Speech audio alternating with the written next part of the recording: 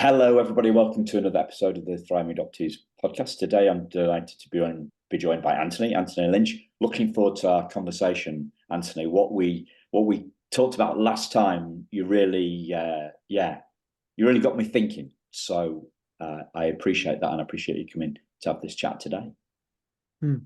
Hi, thanks for having me, Simon. So this healing word, does that resonate for you, Anthony? I would say it does, yeah. Yeah. And what does it mean to you? It was hard coming up with a definition for it, but also a very valuable process for me. And what I've got here is that it's a process of patiently and systematically incorporating more flexibility, ease, and simplicity into my life. Do you want me to break that down?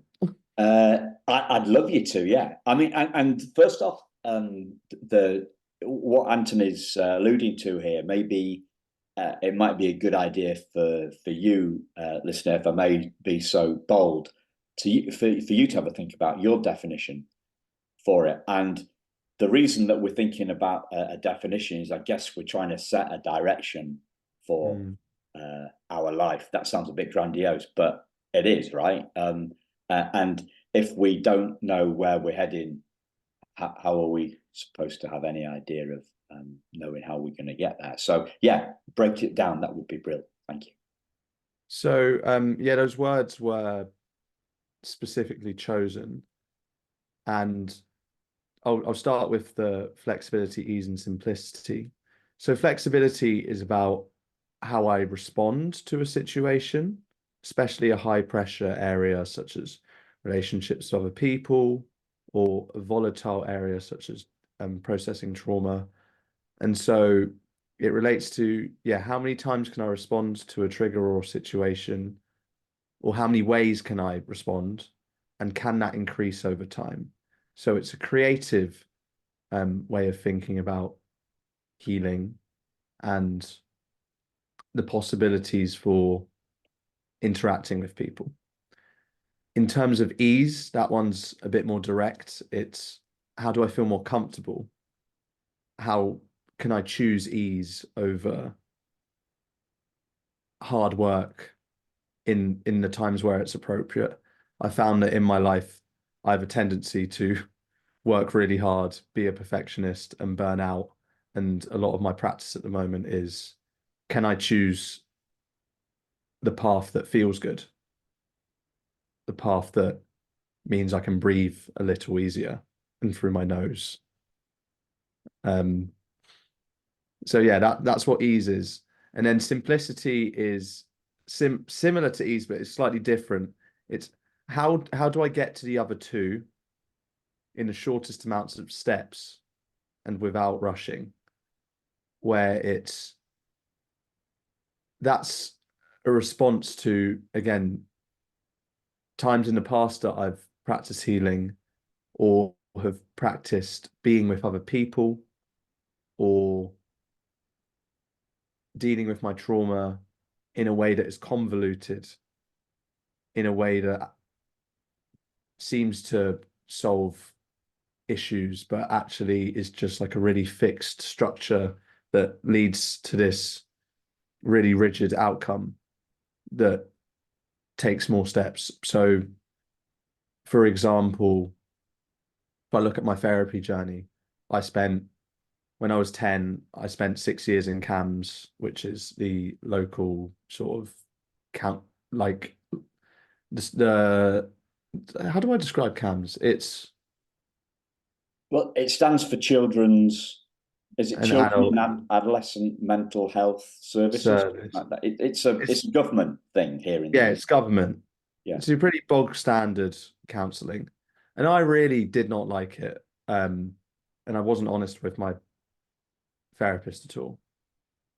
And so for years after that, I tried looking at other talk therapies, some of which were helpful, some of which were not.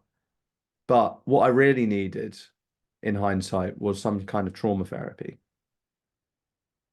And if I just picked that, maybe a few years earlier, and that would have just, you know, life happens and that's fine that it took time.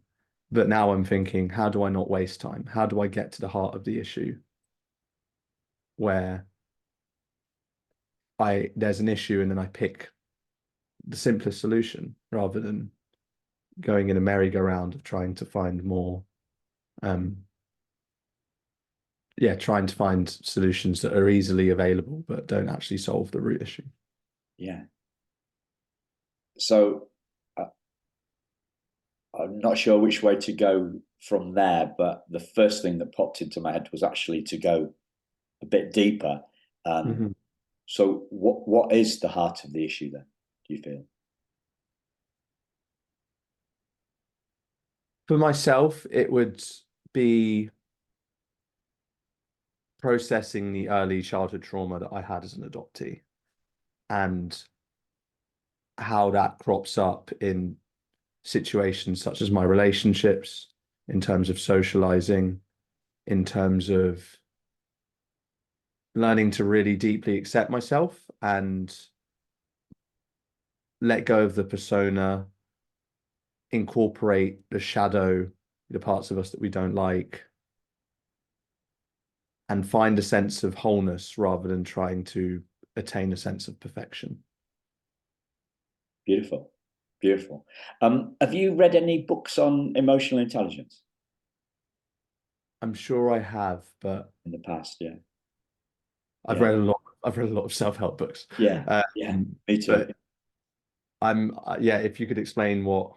Yeah, I was just you had both the kind of the internal stuff and the external stuff as the heart of the matter. So us and our relationships, to put it into 4 words, is it? 5 words. And I was thinking about me reading a book on emotional intelligence, I'm thinking probably 20 years ago. So, and I was reading it on holiday and I'm laughing at myself, right? You know, most people would be reading some trash and I'm sitting there on the beach.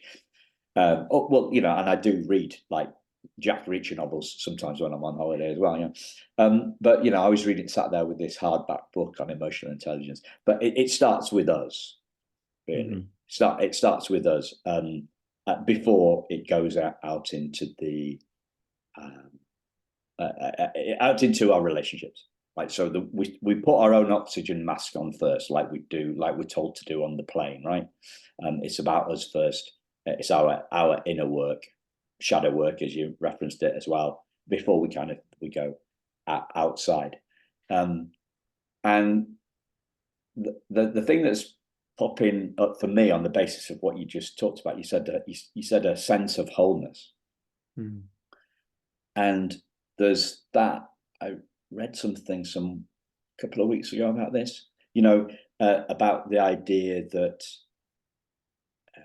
if we think happiness is outside us or wholeness is further ahead of us, it'll keep us looking. It'll be like a carrot hanging off in front of a donkey, and we'll keep going. So if for example we feel whole, we have a sense of wholeness, then that's the end of the healing journey to some point. What do you make of that? In my experience, that resonates because the search for perfection, the carrot in front of the donkey, and I was the donkey, has. Me too.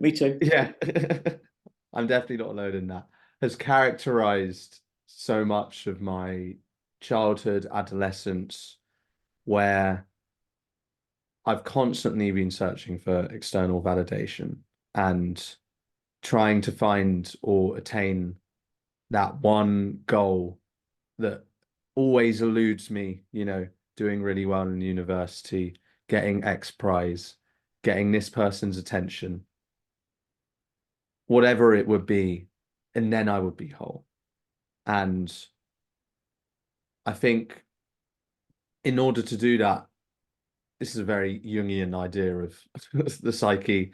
I would push away all of the parts of myself that I deemed would slow me down in getting that goal or getting that affection. So really repress a lot of that shadow side, which I think directly has to do with adoptee trauma and the pain of that. And that ultimately doesn't work, that approach, because when I finished university, I had everything I wanted. I got all of my goals, the grades, the friends, the partner, the social life. And I just felt empty after a week and was like, what's next? And I kind of knew that would happen. And what was really lovely was that it gave me the permission to let go of that external chasing and look within and look for that wholeness, that sense of that missing piece that, not to be cliche, was and is me all along. So it's an inside job. It's looking within. It's an inside job, but it's also an acknowledgement, at least from my point of view, that we live in a non-dual world where, or at least I do, where, the sense of self that is meant to be a border between us and other people just kind of seems to be a bit of an illusion to me. And doing outer work can help your inner work, and doing inner work can help your outer work. And it's a constant interplay and exchange between your inner world and what you project out into the world. And the task is, how do you align what's going on inside, the trauma, the qualities, the sense of character that you have, with the external situations that you find yourself in, whether that's with your friends, whether that's your work, whether it's meaningful to you or not, and making sure that what your authenticity and sense of being, that projects in a really clean way and direct way out into the world, rather than it being muddled by needing to appear good or needing to be worthy or So pushing away the parts of yourself. are you talking about coming from wholeness then, or relating from wholeness? Is that what you're Yes. at? Yeah, yeah. Now you mentioned the parts stuff. Have you looked at that parts work? This Dick Schwartz guy, Richard Schwartz created. Yeah, yeah. You looked at that?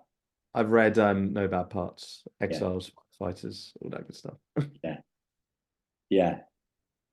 And what uh, what did you get out of that? So, for a quick explanation, my understanding of parts work is that when we were younger, there were parts of ourselves that are the most sensitive and vulnerable and loving parts of us that were affected by trauma or neglect, abuse.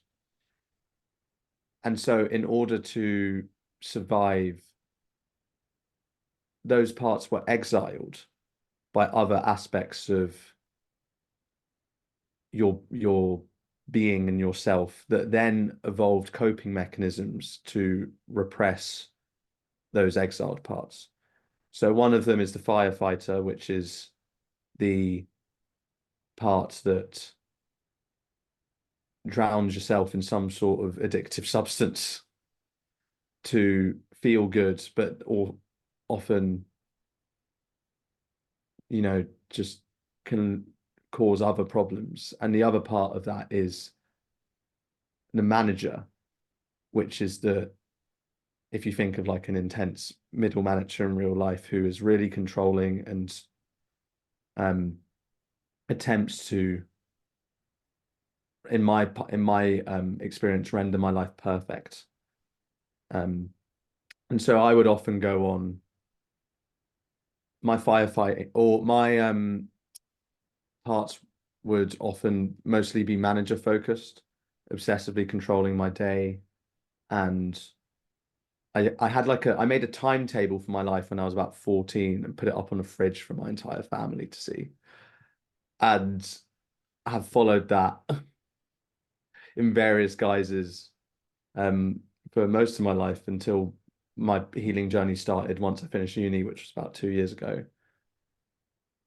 But then since turning 18, having more access to alcohol and to university, I would say there would be a fair amount of firefighting in that sense, in terms of I would work really hard for like a week at university and then use that to justify just getting extremely drunk. And, oh yeah, you deserve to feel good because you did all of this previous work before. And I guess using that language of parts work, a lot of my healing journey at the moment is finally getting through to the exiles, is unpicking all of those managers, letting them know that it's okay not to be perfect. But through EMDR therapy and also a lot of improv theatre, I've managed to learn to let go of perfection and to finally begin to engage with those really sensitive parts that ultimately are, the really amazing parts of yourself as well. Do any particular big healing moments come to mind, Hunter? There are there are crises points which seem like crises and then turn out to be really, really amazing in the long term.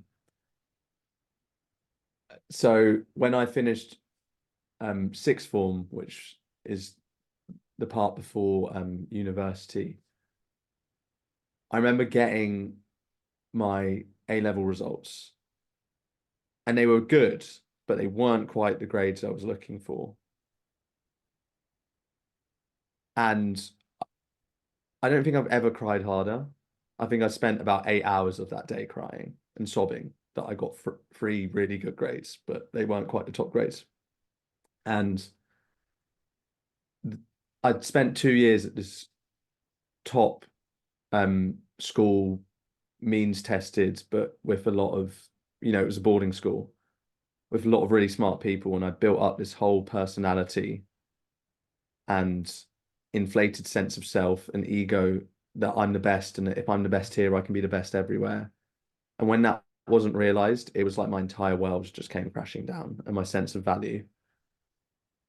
And I'd say it took me about 3, 4 years to overcome that, which was then doing my gap year, spending 3 years at university, and then getting the grades that I did want, and then all of the prizes that I did want, and having all the friends. And so that was a really lovely, again, moment where I was like, I don't need to focus on the external. I don't need to focus on doing really well or being better than other people or trying to be good in the eyes of my lecturers. And then I can go indoors, I can go inside and really focus on that healing.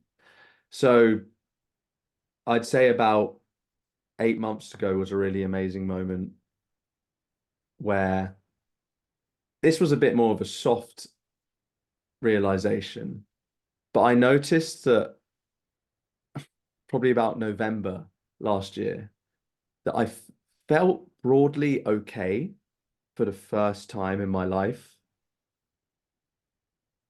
It's really hard to explain, but I just felt stable and relaxed and not like I was going to get hit by a trauma attack or obsessively worry about something for the first time ever. And I noticed that in like the previous couple days beforehand. But I called or sent a voice message to every single important person in my life and told them that. And that was, yeah, I cried on my family group chat and was like, I've never felt this good ever. And not in terms of like just some sort of high, but just like in a really relaxed way. In the most mundane way, I felt fantastic, which was really amazing. And there's like this really good quote that I actually got from my local Buddhist center, which is like, spirituality is ordinary and uncomplicated. And I think I really began to understand that quote once that moment happened for me, where it was just a normal evening, nothing had happened. It would be in 2 days since my last therapy session. And I just felt this overwhelming sense of, oh, I can survive. I can not just survive, but I can thrive. And I don't need to thrive either. I can just exist and feel good on a daily basis. So yeah, those are the three that come to mind. It's it's two sides of the same coin, the moments which are the crises and then which are the moments of revelation or peace. Yeah. Because people talking about breaking down to break through. Mm-hmm. It's only when you've gone, you don't bounce till you hit the bottom. Mm-hmm.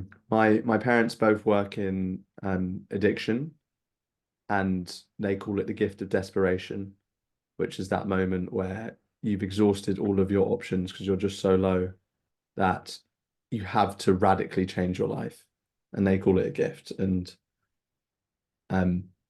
those moments with finishing school and finishing university definitely were gifts of desperation, because I'd exhausted everything and I had to look for a new way of doing things.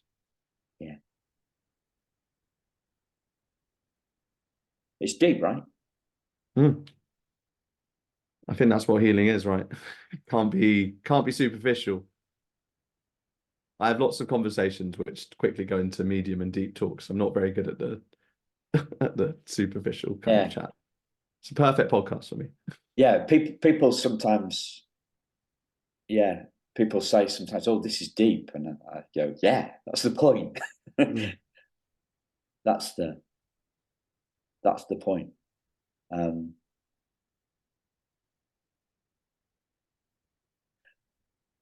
When did you realize that you had to go inside?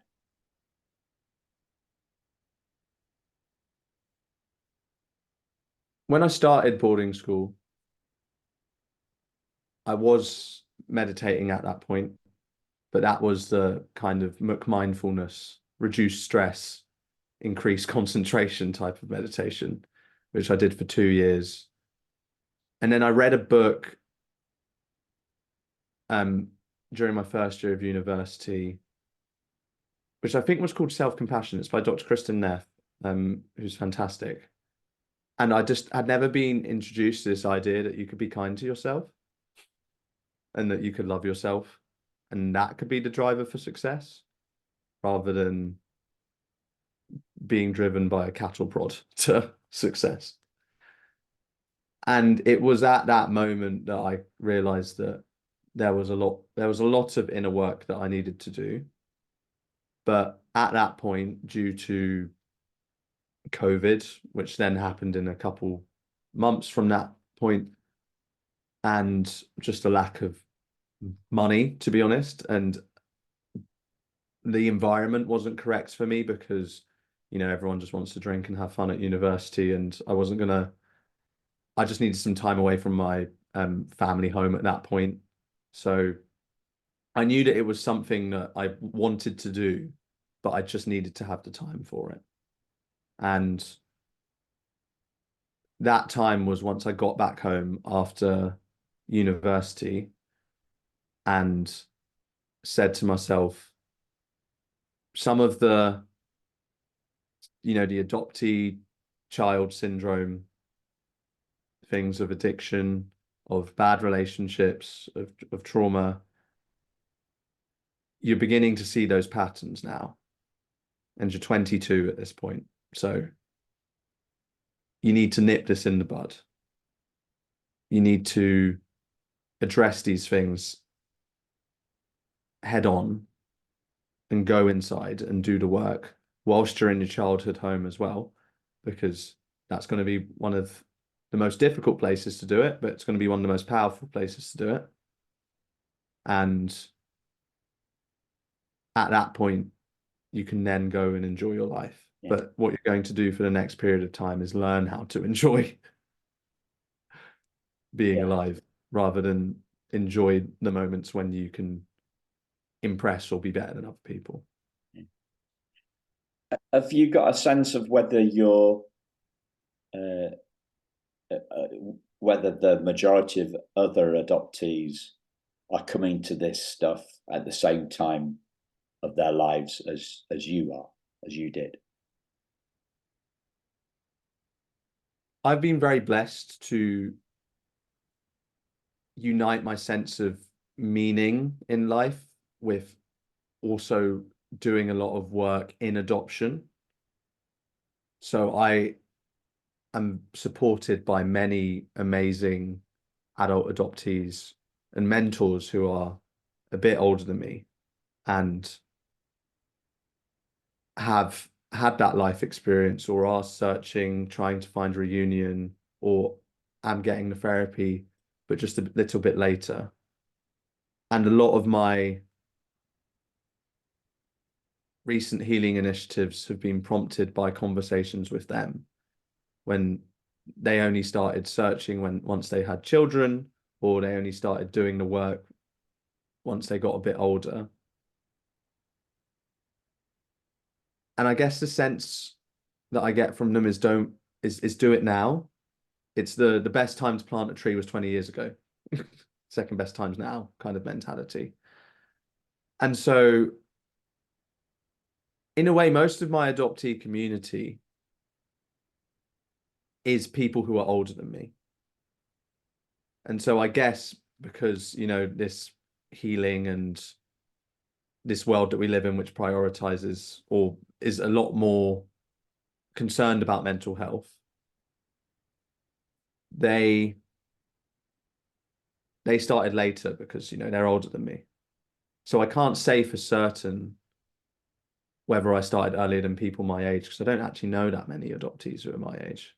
But I do know is that I'm trying to learn from the wisdom of the generation above me and go nip these things in the bud before I have children, before I'm in, before I get married, before, these really big events in our lives that kind of lock you in a way to a certain way of life, or lock you in obligations to other people. I think it's really important to me that I get my life sorted before those moments happen. Yeah. I don't know many young adoptees either, so I'm with you on this. My sense from the adoptees that I do know through the podcast is most of them a lot older, and that's because they haven't come out of the fog. They haven't come out of the fog. Now, at the moment, I'm having some interesting conversations with adoption organisations here in the UK, and I've asked four individuals now, I think, whether they've whether they've heard the term coming out of the fog, and they haven't. And I'm like, oh. What are you adoptees? No, these aren't adoptees. These are social workers that work for adoption. Now, most of their work is with adopted parents, and yet but they don't know this word. So that asks sets alarm bells ringing for me on a whole different. That's a different subject. So let me bring it back around to something I wanted to ask you about. We talked about the no bad parts, the internal family systems, and you talked about the firefighters, and there's a managers, and then there's a people pleaser. Is that counted as a manager, or is that another part? Or do you remember? Because I'm not entirely sure. Okay. It was a while ago when I read it, but. What did you get, if anything, from reading about what Dick Schwartz calls the uppercase S self? So if I remember correctly, that's the self that sort of includes a more spiritual understanding or like a deeper sense of self, or Yeah, I would say I would agree with that mm-hmm. that kind of definition, and I would also say, because sometimes those words put people off, I would say that this is kind of looking at our essence. Mm-hmm. Our thoughts aren't our essence; they're Mm-hmm. different.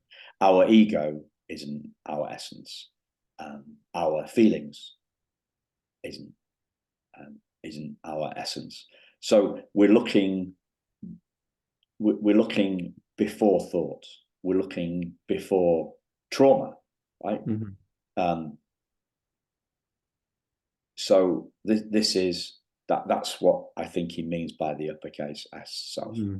Yeah. Well, I find that before trauma is so fascinating for me because I was adopted at I was fostered at 7 days old, 8 days old. So I there was no pre-traumatic personality for me. And for so many adoptees, there was no sense of self, lowercase self, developed without that strain, that poison of trauma that affected my brain development, affected my relationships with friends, affected my sense of self, language. Um, but I've since doing so much of my healing, I didn't realize I would ever feel as good as I do on a daily basis. It's really hard to explain, but I just never thought when I was like 18, 20, 22 that I could feel as good without drinking. Yeah. Um, or like doing really well at school or university and getting adoration, that I could ever feel this sense of peace and for so prolonged. And so I do agree that there is, or it does resonate with me, this sense of self, the before trauma, the before feelings, the before thought. Um, and so I guess if we're thinking about it in like a very in the short term, um, that kind of way of thinking about trauma, anytime I'm meditating or anytime I'm doing therapy and the trauma comes up, the upsetting images or the feelings, the terror, being able to contain that within a larger self that is untouched by all of those has been really helpful for me. But I think another thing that has been really great for me is finding this sense of meaning and being able to. I think I've always really struggled with like the inherent meaning of my life because just from circumstances of my birth and my adoption, it's not entirely clear as to why I'm alive. And that sort of goes beyond like a human understanding of why I should be alive and into more of like the universe has decided that I am alive and I have to accept that.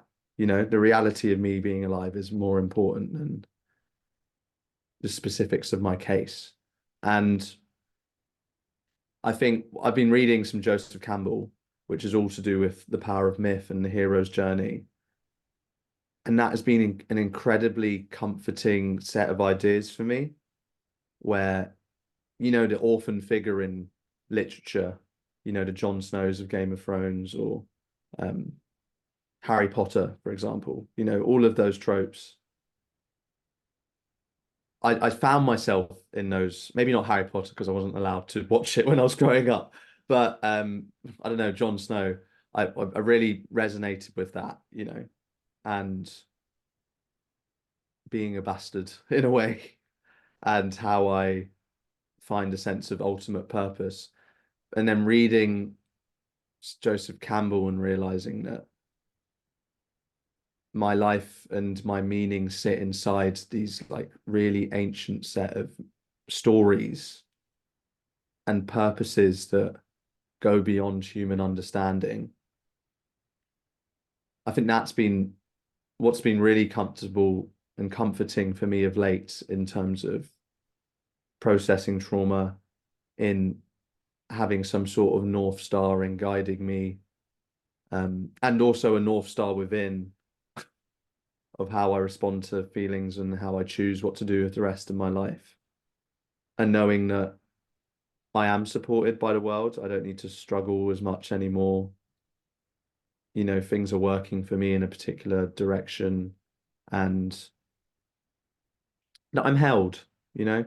I think that might be a common adoptee thing, but you know, I was never really held by my mother. I never got that opportunity. And but in some way the universe holds me, or I'm held by my friends, and yeah, it's deep, but you really need to understand it and have a sense of connection to that inner self, uppercase self, that also is the whole world in a way. Yeah. Where do I go from there? The before trauma, before thoughts, is a tricky one to explain, because that word before gives us time, and we can think of, you know, the no pre-trauma personality, as you alluded to. But what I'm thinking about when I mean before thought, it is before that our thinking brain kicks in the mornings, like, for example, or you know, it dies when we go to the thinker dies when, for a short period, when we're going to sleep. So you know, I've had a pretty busy day juggling different stuff, and then I hit, my head hits the pillow, and it's like, it's a moment when the thought disappears. And then when I wake up in the morning, sometimes I wake up in the morning at 4 o'clock, and the thinker starts. He wakes back up, right? And sometimes, like this morning, I was awake at 6:30, but usually it'll keep me awake for ages. But this morning, for some reason, it just went straight out. So when I mean before thought, I mean before the thinker wakes up, before the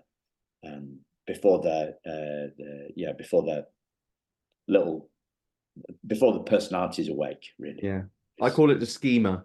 That's my that's my name for that part of myself who is always thinking ahead, is always future oriented.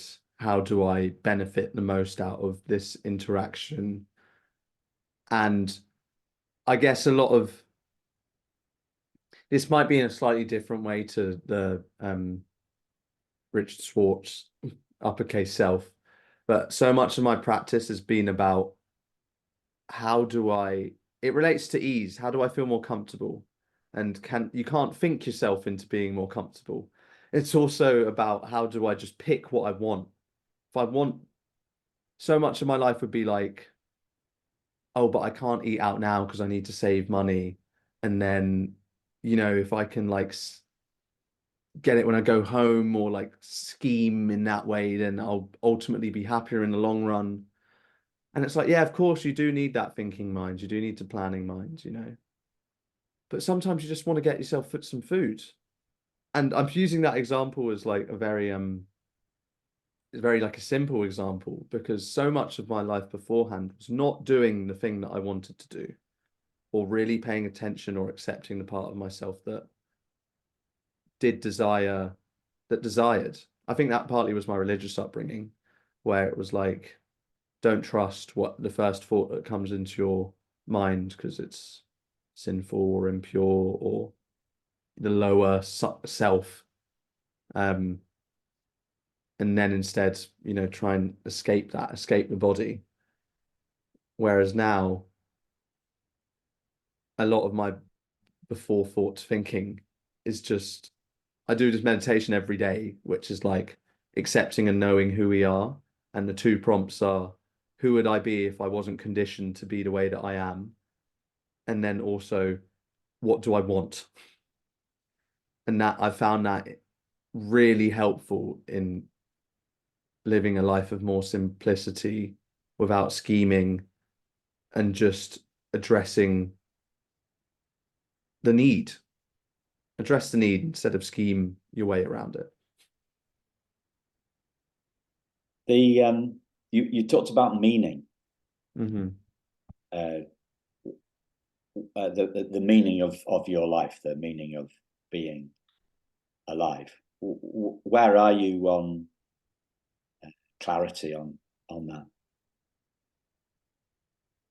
When you said meaning, there were two thoughts that came to me during that. There is that overall sort of like, what is the meaning of life question, which I don't think is a very helpful question.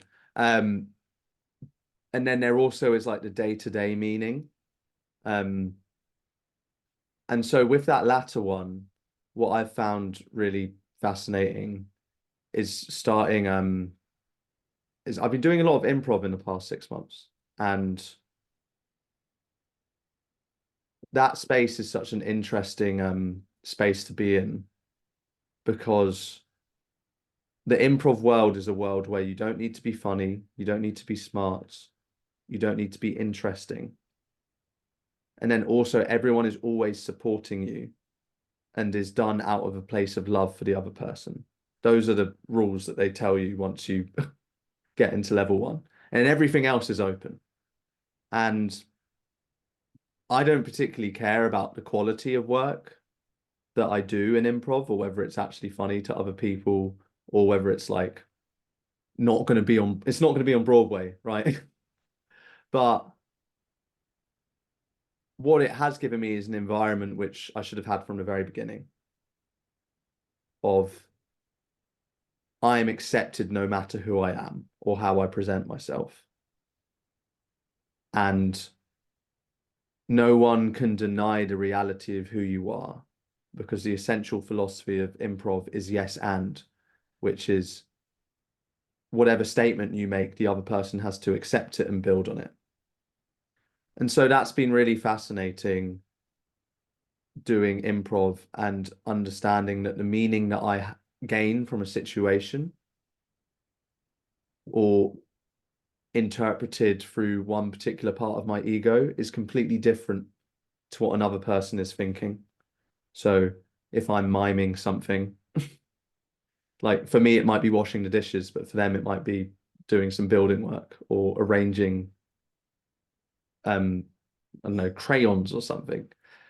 So that's really helped give me an appreciation of being able to appreciate other people's points of view, and also that I can show up however I want in the world. And there is no like singular personality or way of being for me. It depends on the environment that I'm in. So there's that first kind of meaning.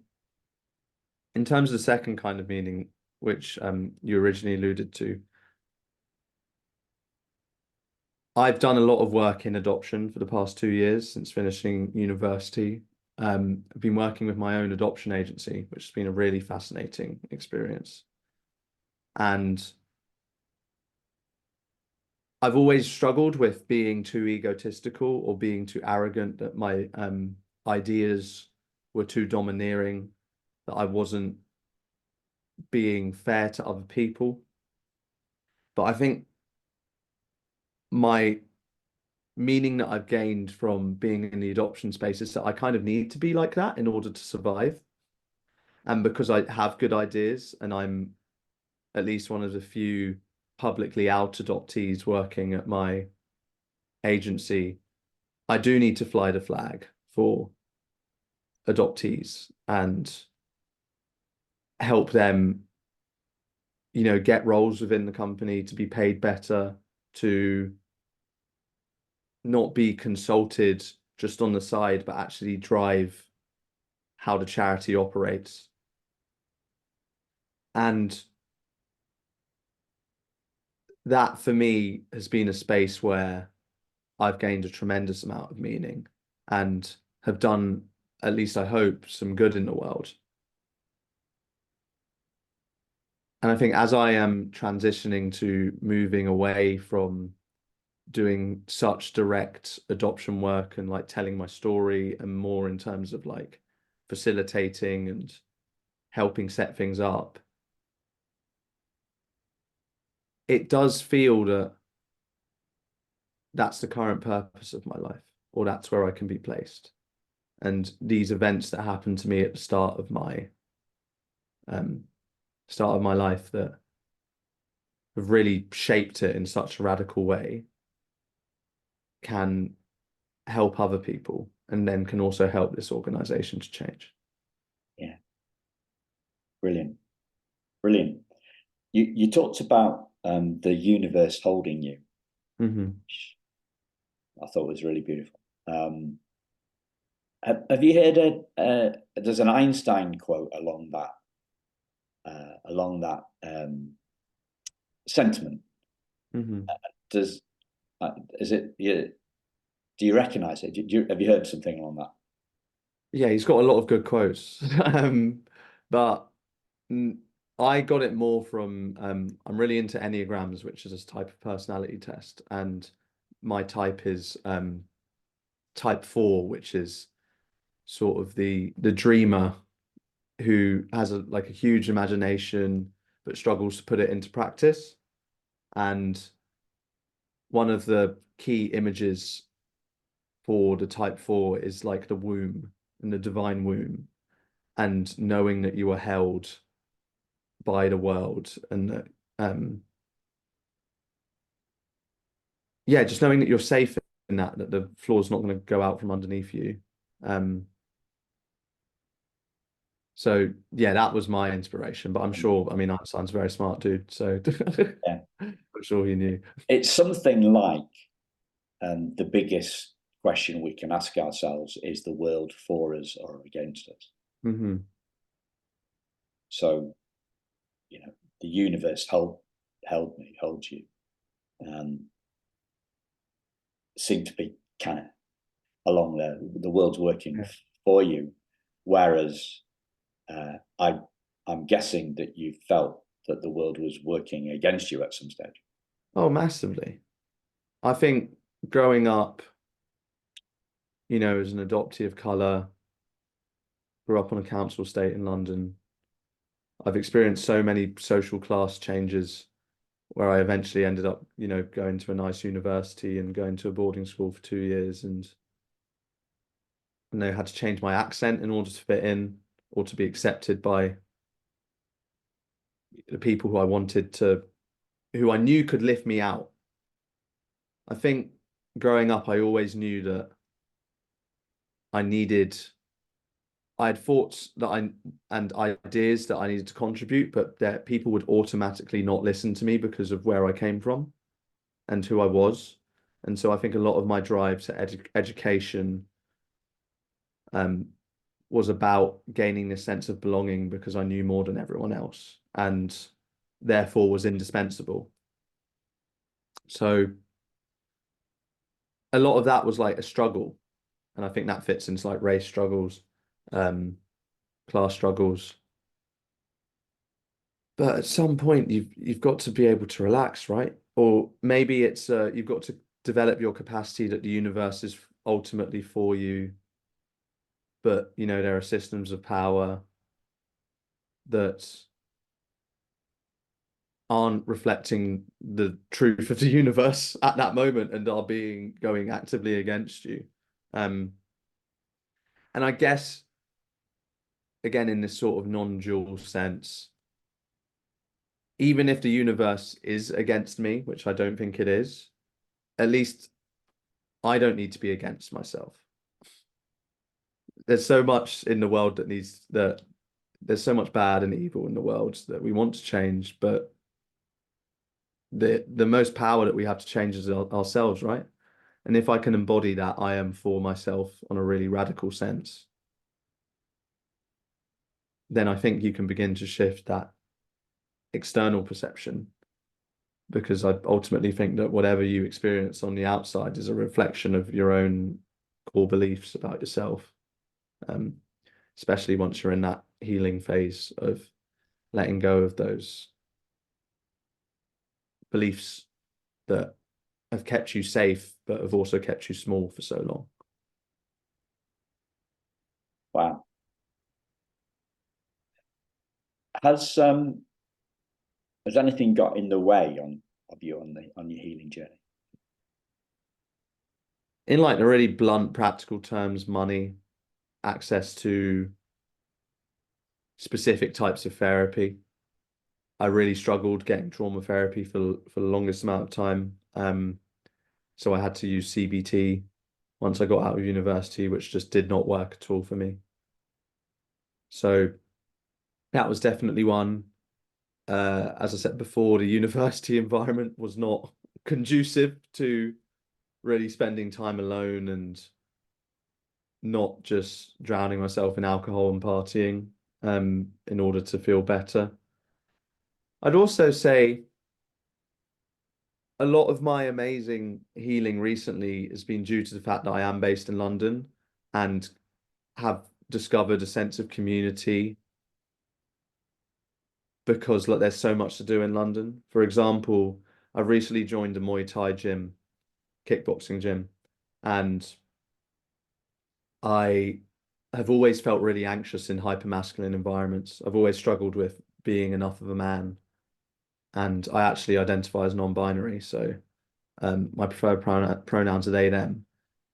But I've always really wanted to be accepted by men at the same time. It's been a really desperate thing, and I think that's due to I don't know my biological paternal father, well, biological father at all. And I think that's been a lack of direction there in terms of having a positive male figure. Yet going to this Muay Thai gym has been really fantastic in helping me get over my fears of men, my need to be the strongest. You know, I grew up having a little brother, so I never really had to deal with that until he turned about 14, 15 and started getting stronger than me. There's about 2 years difference. But you know, I've always been scared of men like overpowering me or being able to bully me. I got bullied very heavily at school. And the fact that this Muay Thai gym, which has trained multiple world champions, is 5 minutes from my house, is a privilege of living in London that other places don't have. So there have been obstacles to healing in a very practical sense.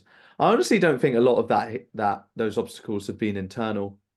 I've been so committed to healing since I was about 16 that it has mostly been about the external world isn't ready, or there are things I need to do in the external world, such as getting my degree, rather than a resistance to that.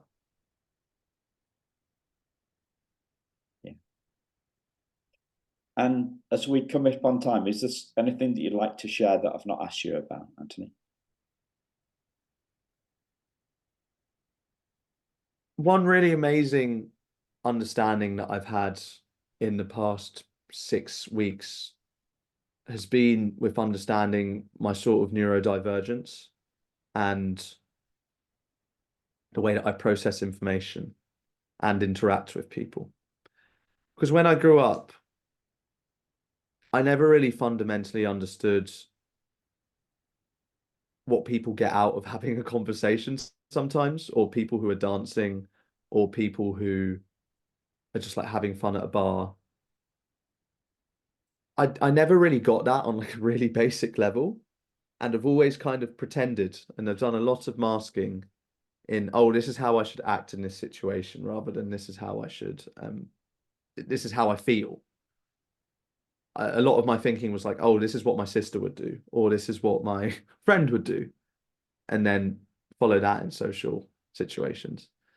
And this persisted until about 6, 7 weeks ago, even despite so much of the trauma therapy I've been having, where I thought that this weird relation that I have to socializing and to other people would go away if I addressed a lot of my early trauma. And even though I have, it still felt like in the present moment that it's like when I was talking to people, it just wouldn't make sense, or I would quickly get really overstimulated because I was masking, and then I would try and be funny and then wouldn't be funny because I'm overstimulated, and would then shame myself afterwards. And this would be like the constant cycle of my life. But then when I realized that like a lot of those issues aren't because there's something wrong with me, but because I just process information in a different way and gain different things out of situations. When I found that out, I cried all weekend essentially because I just reinterpreted every single awkward moment of my life, or a lot of them, through this lens of neurodivergence, and that there was nothing wrong with me. It was just that this is how I like talking to people, or this is how I process information, you know. Um, So again, it's really different based. rather than wrong. Sorry? So it's different rather than wrong. Yes, exactly. And like giving myself permission. Like I've been using a fidget toy this entire hour, and I wouldn't have let myself do that before because I felt that I needed to sit still. And that realization has been one of the quickest ways that I've achieved a sense of happiness and purpose um in my life, to be honest. Because now whenever I feel tired, or whenever I say an awkward comment, or whenever I do a social misstep, it's just funny rather than what's wrong with you. Um, I would say that a lot of things fell into place for me at that point, and yeah, just accepting where you're at is just so important with this work, and that you're not going to ascend to this level of like God perfect hero status, and that you don't need to in order to give yourself love. Um, I'd say that was a real encapsulation of that I can just hold myself where I am, um, rather than clipping more parts of myself to fit in with this perfect person who always says the funny joke, is always really smart and intelligent, always knows what to do, never gets stressed out. Um, that's what I wanted to add. Brilliant. Thanks, Anthony. Been a beautiful conversation. Thank you, listeners. Check out the show notes for links into Anthony's website and socials, and we'll speak to you again very soon. Thank you. Thanks, Anthony. Thanks for listening. Goodbye.